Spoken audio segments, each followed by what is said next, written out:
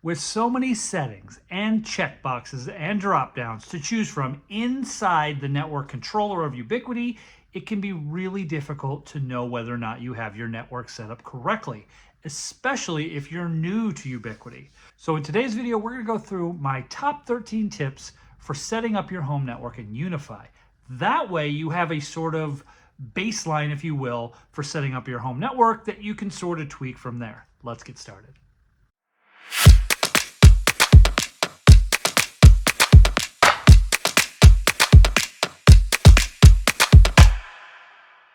Hey guys, welcome to Ethernet Blueprint. My name is Tim Trich. Now, if you already have Ubiquiti products or you're new to the Ubiquiti world, you may have noticed that their system can be a bit more complicated than anything that you buy over the shelves.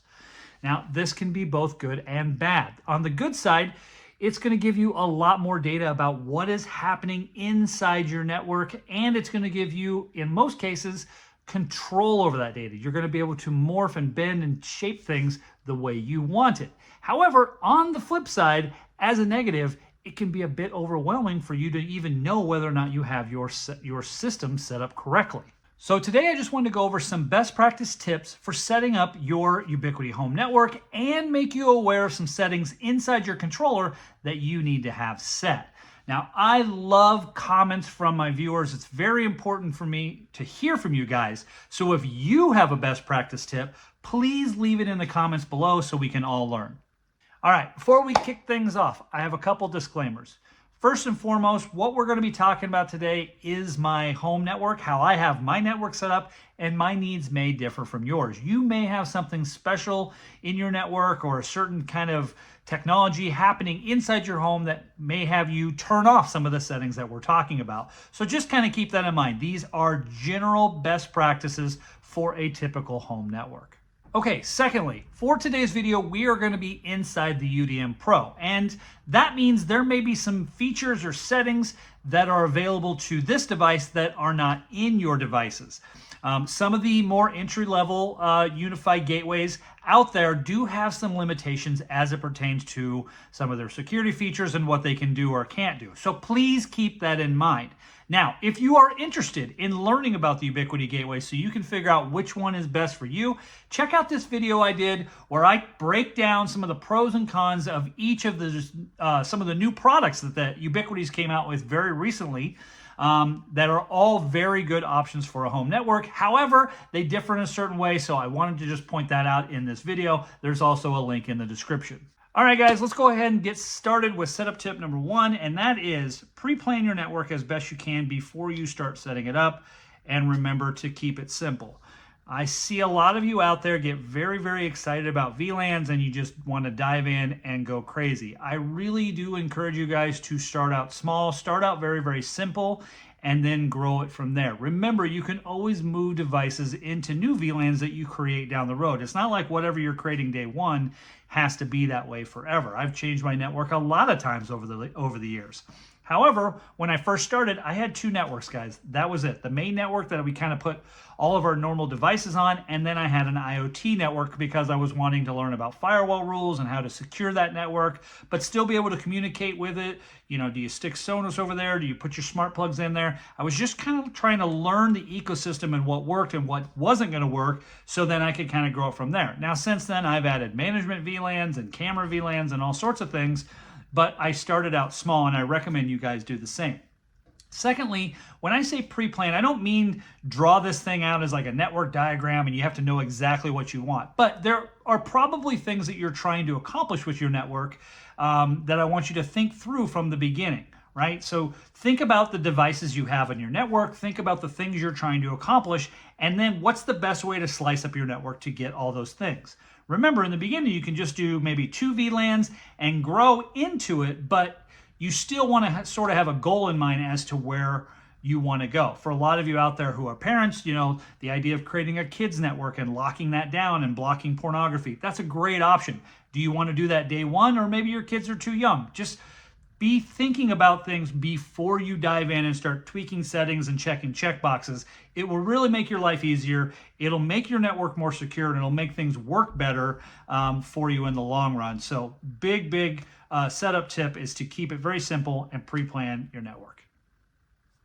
Okay, guys, so setup tip number 2 is very, very closely related to setup tip number 1, and that is don't have too many Wi-Fi networks. So as you guys kind of sit back and think about what you want your network to look like, I also recommend to keep it very, very simple for your Wi-Fi networks. When you have a ton of Wi-Fi networks, it can be very, very difficult to know which one to choose when you're trying to connect up a device. There are just going to be some devices in your home that can sort of fit into 2 spots. You know, IoT is a very broad term. Cameras are a very broad term. So take a smart camera that's Wi-Fi. Do you add it to the camera network or do you add it to the IoT network, right? So it can be very, very difficult to sort of know where these things fit. So as you're starting to plan your network and figure out how it needs to be categorized, kind of work your Wi-Fi into that as well. Now, I recommend starting out very, very simple, having a main network, maybe having an IoT network, things of that nature. Similarly, what I said in the beginning with tip number 1, I recommend to do that with Wi-Fi 2. Just having a lot of networks broadcasting can make things very, very confusing as to what devices go where. All right, guys, so we're going to move over to the console for setup tip number 3, and that is to keep your console and devices up to date with official release versions. Now, honestly, guys, it's up to you on how you want to do this. Some people like to manually update their equipment. Some people like to just set everything to auto. So the choice is yours. Let me show you where that's done at, and then you can kind of set it the way you want. So we'll switch over here to the console. Let me show you around a little bit. So this is on the main dashboard. I'm just going to come down here to Settings. I'm going to go to System, and then I'm going to choose the Updates tab. This is the area where we would go to for device firmware updates. This is going to be like updates on your switch and your access points and devices that you have running on your network. You can see I have mine set to automatically check daily at 3 a.m. I am not set for early release channels. That's a personal preference. You're welcome to do that if you'd like. And then you can also manually check for updates right here by clicking this. Now, this is going to help with the devices running on your network. The other area you need to make sure is up to date is your console and applications actually running, the software running on your UDM Pro or your gateway that you have. So you can actually click right here to get there, or you can come up here to the OS settings and go to applications. This is where it would have taken you if you would have clicked that link. You can see I have 2 running here, Network and Protect. These are the applications I have running. I am running the official release channel, but if I wanted to sign up for any of these, I could get early updates if I wanted to. I like the official version, and you can see I have mine set to automatically update, checking every day at 3. So go to both of these places. Make sure you have your system set the way you want, because you want to make sure you're getting updated. Whether you do it manually or automatic is up to you, but you want to make sure your system is at least set up the way you want as it pertains to updates. All right, guys, so let's go ahead and continue in our configuration with setup tip number 4, and that is to make sure your automatic backups are set up. Now, backing things up is very, very important. We want to make sure that you have your automatic backups set the way you want them set. And just in case you have an emergency and you have to rebuild something, it's nice to have these. They will save your bacon, and it stops you from having to rebuild everything again from scratch. So let's go over to the configuration. I'll show you where that's done. All right, so we are over in the network application again. You can see I'm going to go down to my settings gear, go to system, and then I am going to go to backups. Now, I can download a backup right here if I want to, and you can see I have mine set to automatically backup. This, I think, is worth setting in your system and a good way to go. The other thing is, if you don't want weekly, you can click the reschedule button here. Maybe you want daily backups and you want to keep 30 of them because you're making a lot of changes to your system and you just want to make sure that you can restore back to a good working point. The point is you can set this the way you want it, and then once you have your system all set up, then maybe just back it off to weekly or whatever, and move away from that. But mine are set as weekly. I have it done on Sundays, 2:30 a.m. I keep 3 backups, but I could keep more. I could keep 4 backups if I wanted to, and I just keep my settings only instead of like all my logs and all the other stuff. You can restore and back up all that stuff as well. That's up to you.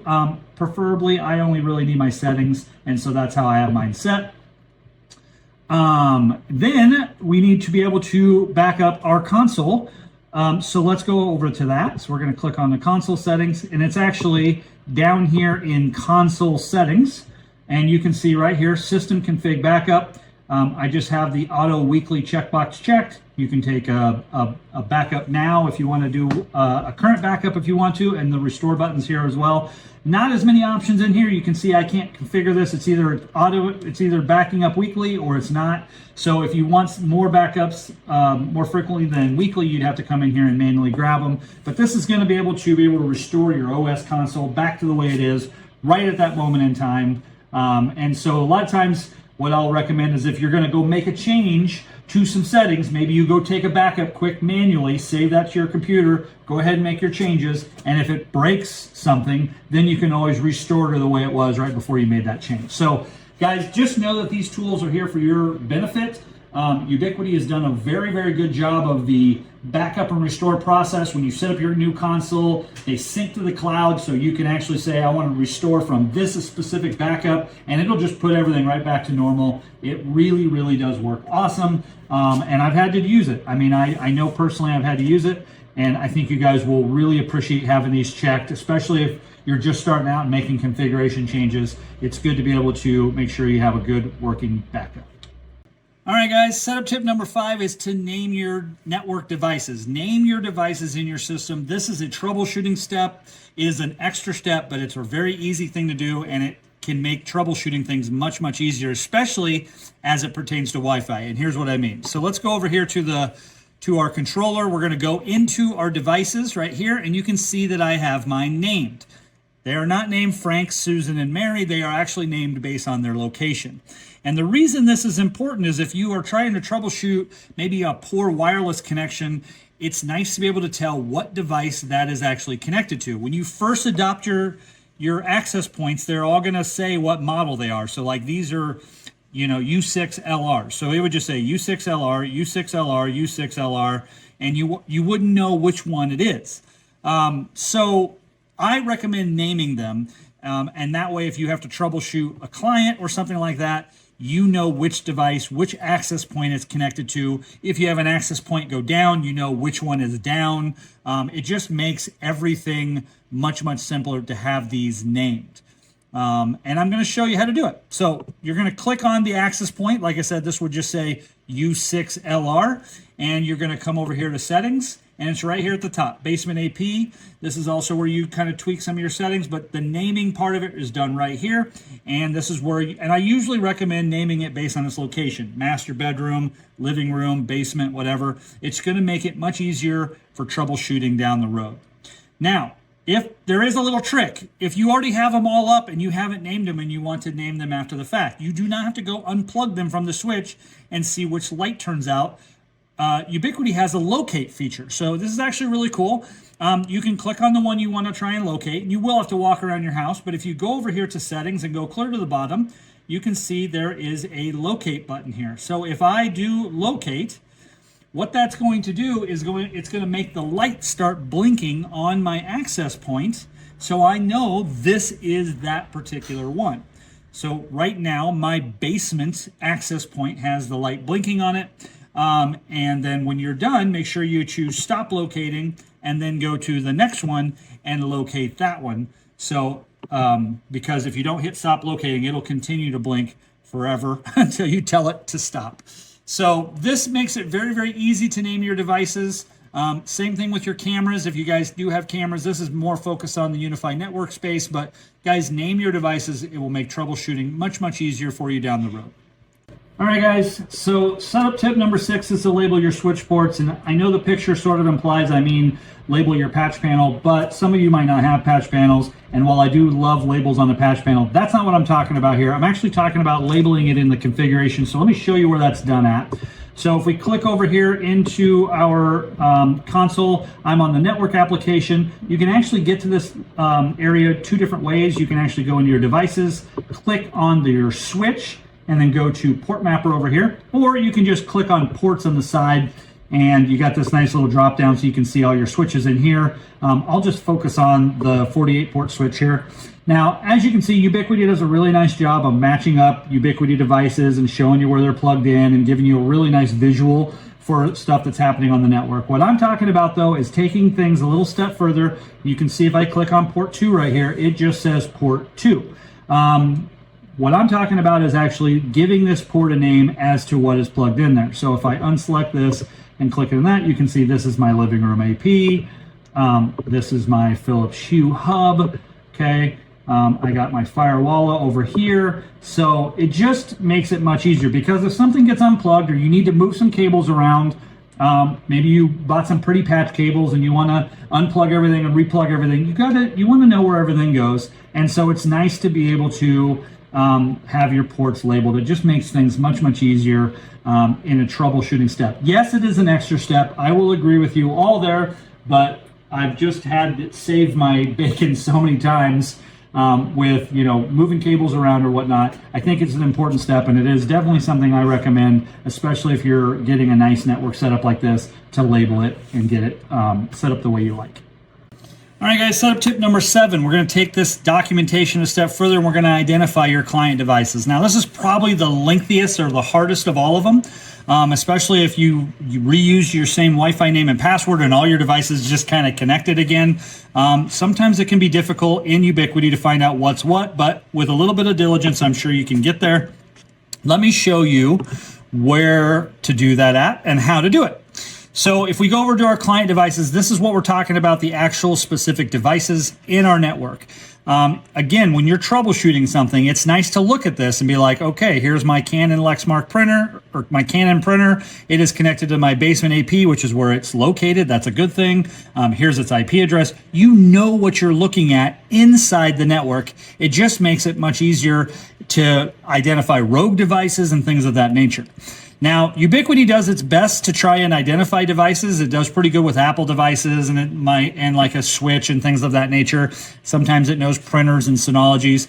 But, you know, smart plugs and things like that usually just show up as a MAC address. And so, you know, you might have to go unplug them and look at the label on the bottom and get the MAC address, which is right here, and then be able to identify that device. Which, by the way, I'm going to show you a couple little tricks to do this.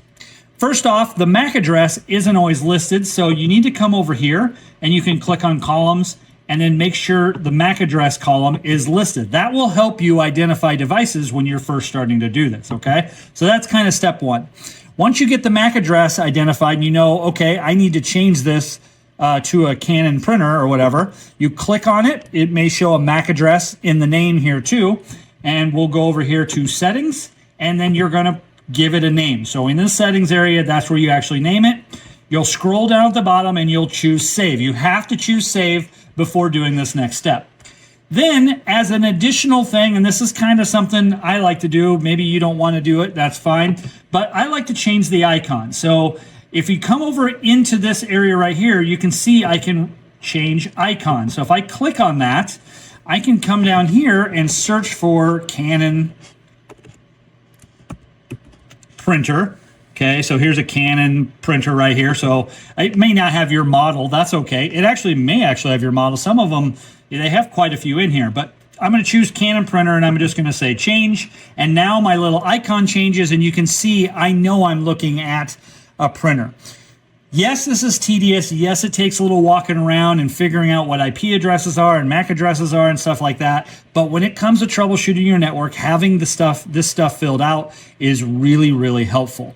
And something else too, you can sort your devices up here by Wi-Fi devices or wired devices. So if you have a mix and one of the devices you're looking at is a wired device, you can kind of narrow your search down a little bit. So it's kind of nice. Now, some of you guys may have just endless smart devices and it's just, you know what, I'm not going to pull apart light switches and things of that nature. I completely understand that. This might be an additional step, but again, I just find that when you're troubleshooting something, to make sure that device is connected to the proper access point, which now has a name, and is on the right network, which is shown over here, it just makes things very easy or easier to troubleshoot, and that's why I recommend doing it. But it is up to you on how you go about it.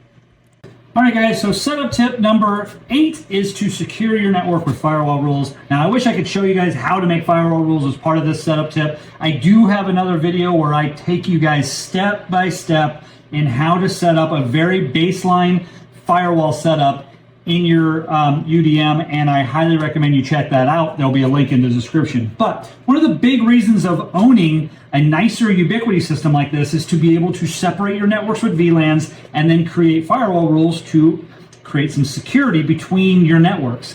I mean, that's the reason you spend a little bit more and get something like this. And so I highly recommend don't leave your network as a flat network. Go ahead and create some firewall rules. Now, I'm not going to show you how, but I will show you where you need to do that at. And so we'll actually be over here on the network. We're going to go down into our settings gear, and then we're going to go to security, and then your firewall rules are actually set up right there. Now, yours might look like this when you first click over there. It's got this simple and advanced. So the advanced view shows you a little bit more about what's going on. So these are mine right here.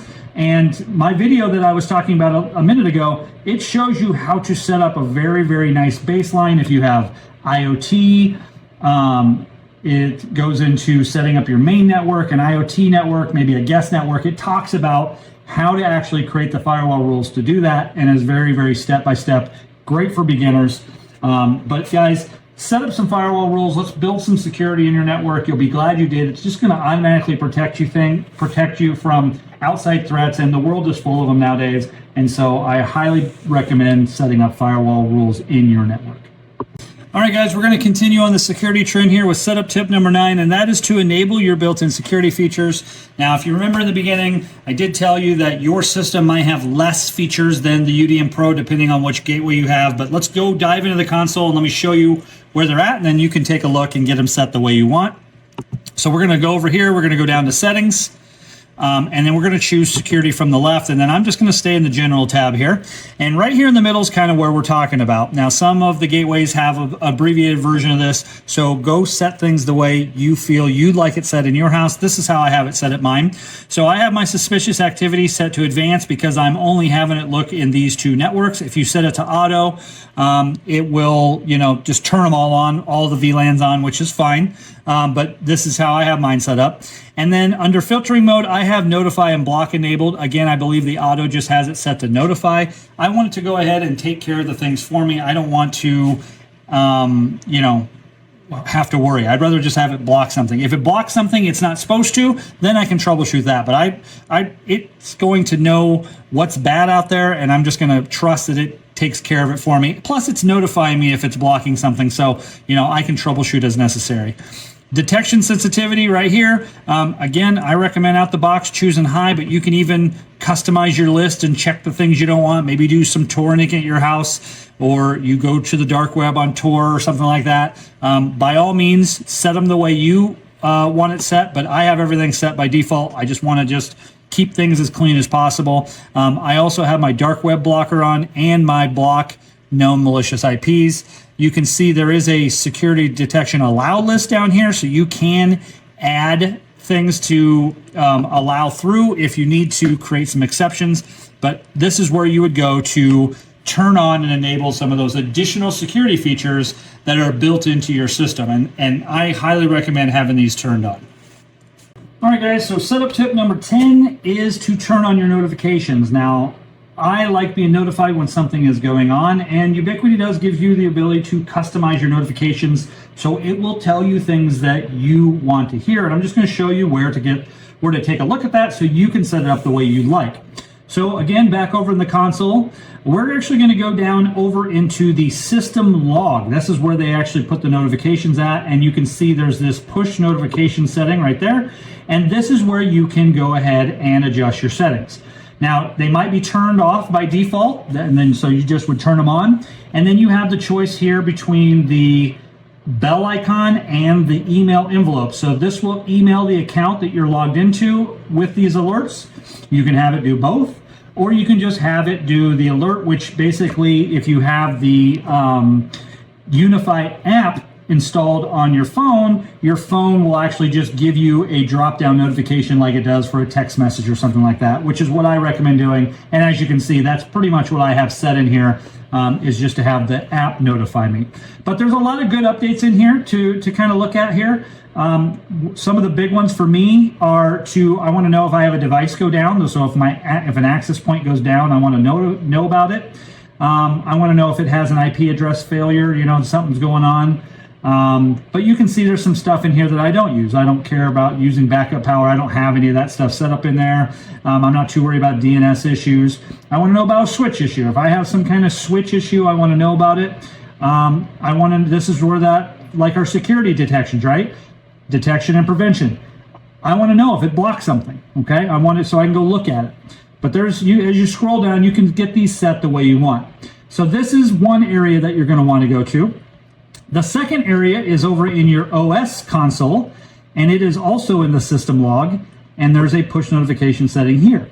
And now this is more like physical stuff happening on your OS, on your console itself. So hard drive failure, I want to know about that. Hard drive issue detected, I want to know if my drive's starting to go bad. But I don't need to know if a hard drive was installed, things of that nature. I don't have people who work on my own stuff. It's going to be me. I'll know if there's a hard drive installed.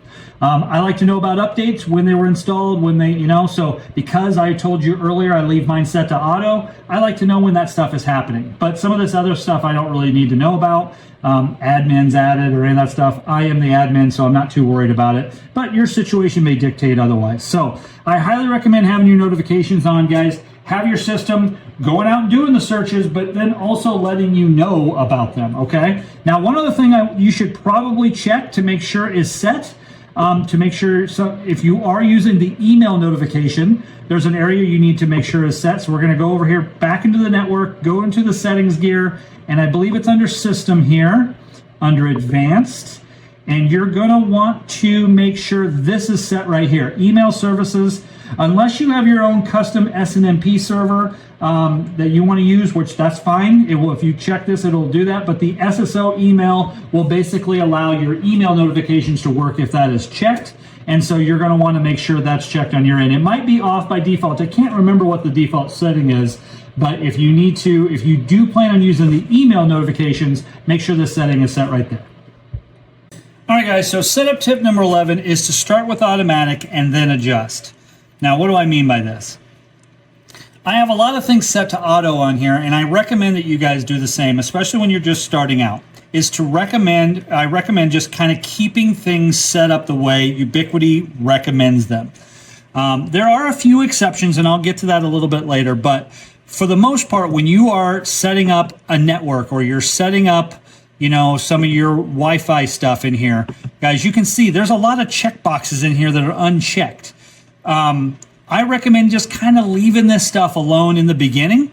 Again, with a few exceptions, but for the most part, Ubiquiti does a pretty good job of not turning on the things that it doesn't need to turn on for you to have a successful deployment of your network. Don't get overwhelmed with what every little checkbox is. Now, there are a few optimizing things that I'll recommend, and I'll do that here shortly. But at the same time, don't overdo it yourself. Trust me, you guys, you can get overwhelmed with what all the little boxes are. I've been in network and IT for a long time, and I don't fully know what every little checkbox inside the Ubiquiti ecosystem means. Sometimes they have different names for things, and so what Ubiquiti calls it, maybe Cisco called it something different, which is what I was kind of raised on. But at the end of the day, don't go in there and start checking all the boxes because you think you need them checked. Typically, I recommend start with what Ubiquiti kind of has already checked and then tweak from there. It will make your lives a lot easier as you're trying to get things going if you're not researching what every one of these little check boxes are. Okay, guys, so setup tip number 12 is going to sort of combat what I just said in setup tip number 11, and that is to optimize your Wi-Fi settings. Now, typically, I think you're okay if you set up and leave things set to auto. You're not going to go wrong here, but there are a couple settings that I recommend you set in your Wi-Fi that I think will give you a better experience, and so I wanted to show you what those are here as part of setup tip number 12. So let's head over to our console here. We're going to start over in the Wi-Fi settings themselves, and so I'm just over in settings and Wi-Fi. I'm just going to choose one of my networks here. Not going to set up a new network for this. So you can see I have my IoT network here, and it's delivering both 2.4 and 5 gigahertz. I've left most of this stuff, set to default. I have my VLAN set up in here. Okay.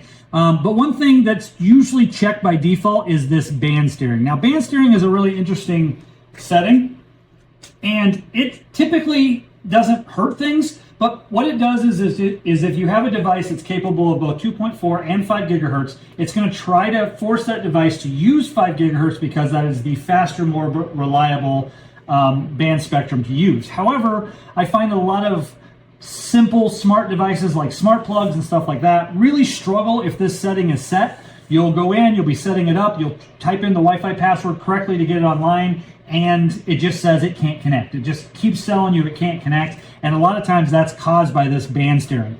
Even though that device is not capable of 5 gigahertz, for some reason the system tells it to try and use it, and it just doesn't know what to do, and so it just never gets through the setup process. So I typically recommend turning off band steering. I think devices like cell phones and tablets and things that can do both 2.4 and 5 already do a pretty good job of choosing the 5 gigahertz, the faster network in general. And if you notice here, I also have an IoT 5G only network. So if you need to force a device to use 5 gigahertz, you can create a 5 gigahertz only and not worry about band steering. It's irrelevant at that point because if a device is only 2.4 capable, it won't even be able to see this network at all anyway. So if you're streaming or something like that and you're doing it on Wi-Fi, creating a 5G only network is a really nice way to be able to force those devices to choose 5 gigahertz every time. But I don't recommend the band steering aspect. The other one I recommend checking is fast roaming. That's typically unchecked by default, and I just really have not run into a problem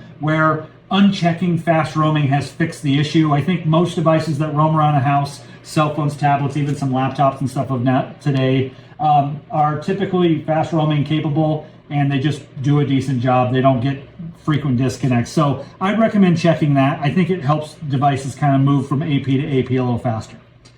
The second area that we're going to optimize is actually in our access points. So we'll go over to devices. I'm going to choose my basement AP here. Now you would have to do this in the individual APs themselves, and so you might have to do this a couple times. But we'll click over in the settings, and basically what we're going to be looking at here is the channel width. Now by default, when you adopt an access point, these are U6LRs like I mentioned, the 2.4 channel width will be set to 20 and the 5 gigahertz will be set to 40. Now I think Ubiquiti plays it a little bit too safe here, and I think by bumping up your channel width, you're going to get better Wi-Fi speeds in your home. And so, you know, I recommend putting the 5 gigahertz at 80 and the 2.4 at 40. Now, one thing I will point out here is that by doing this, you're actually allowing your access point to use more of the spectrum to communicate, and it gives better throughput. But if you live in a high dense Wi-Fi area like an apartment building or something where there's just Wi-Fi in all directions, setting a setting like this could hurt you because you do leave yourself more susceptible to interference because you're using more of the spectrum. So maybe set it, try it, see, make sure you don't have any problems, and if you have to set it back, you can always dial it back a little bit. But this is going to give you faster Wi-Fi speeds in general in your home, and let's face it, we all want our Wi-Fi to go as fast as possible.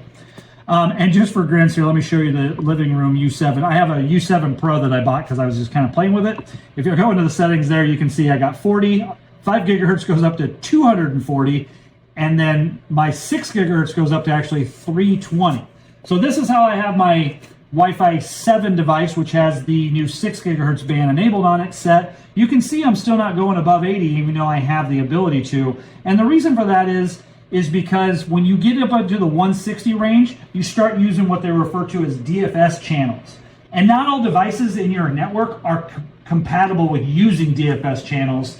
And so you could get some devices that can't communicate or throw errors. So typically this is where I recommend leaving your 5 gigahertz unless you need to dial it back because of interference. But as you can see, the numbers are getting pretty crazy. And by the way, when you see a speed test on a Wi-Fi 7 or 6E device and they're pulling gigabit speeds, it's because they have all this stuff enabled and tweaked and they're in a perfect environment. That's how they're getting those speeds. They're opening up their channel width wide open, so they're using all of it at the same time. So I typically recommend setting these settings. Now, as it pertains to power and my channel, I think you're probably okay to leave it set to auto. Ubiquiti, I think, does a pretty good job of this. There are, of course, a few exceptions. If you have a lot of access points, maybe 8 or more, it's probably in your best interest to go and set the channels manually so you can dictate the overlap. And then also on the power, Typically, I leave it at auto, but you might have an outdoor access point that you need to ramp up the power, turn it all the way up, or even turn it down. I turn them down a lot of times so they don't interfere with my interior devices. A lot of times my outdoor access points are just broadcasting around a swimming pool or a fire pit or something. They're not shooting 4 miles down the road. And so typically I'll turn the power down because there's no obstacles in the way. You're going to be able to connect okay, but I don't want it interfering with my devices and my Wi-Fi inside my house. So sometimes if I have an outdoor access point, I'll turn down the power, but I think you're probably safe just leaving it as auto. They do a pretty good job.